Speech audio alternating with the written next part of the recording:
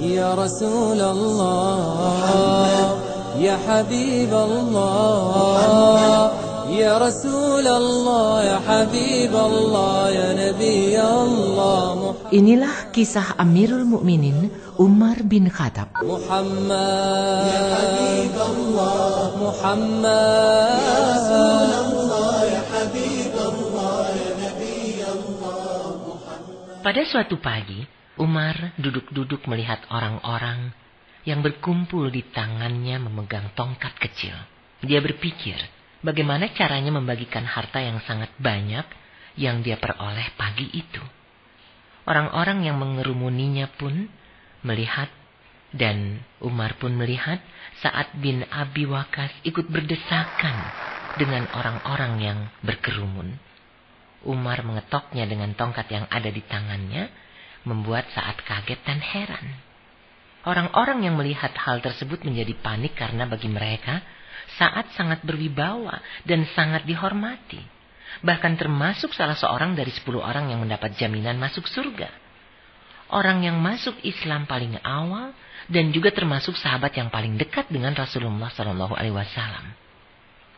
Umar pun membaca keheranan dan raut tidak terima di wajah Sa'ad. Sehingga dia berkata, "Tadi aku lihat engkau datang ke sini.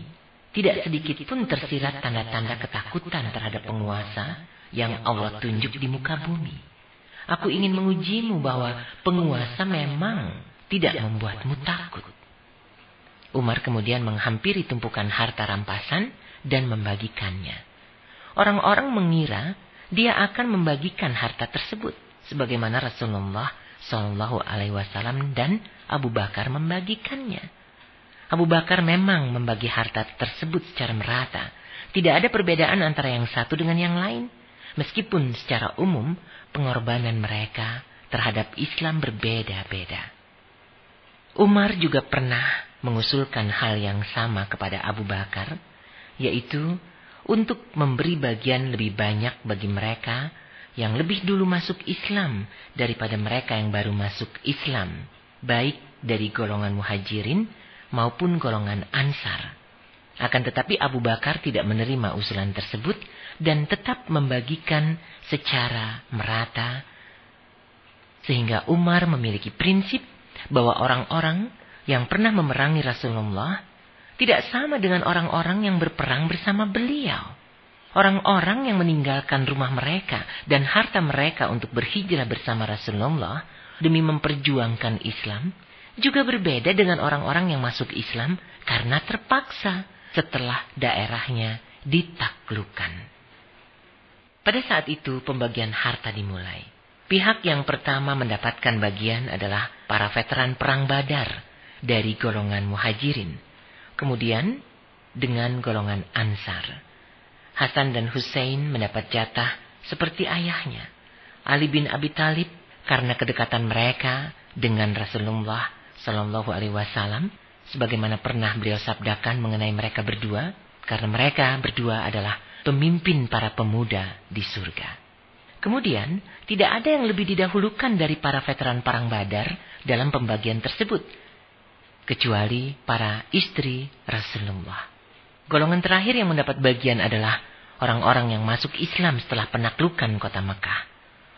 Umar pun memberikan jatah makan untuk anak-anak pungut dan memberikan biaya hidup mereka yang masih kecil-kecil yang diambilkan dari Baitul Mal.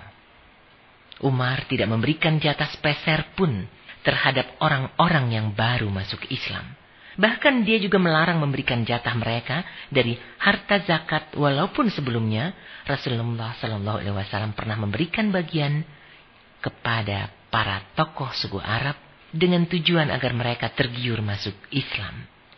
Mereka pun masuk Islam secara lahir, tetapi hati mereka masih belum terlalu yakin akan kebenaran Islam.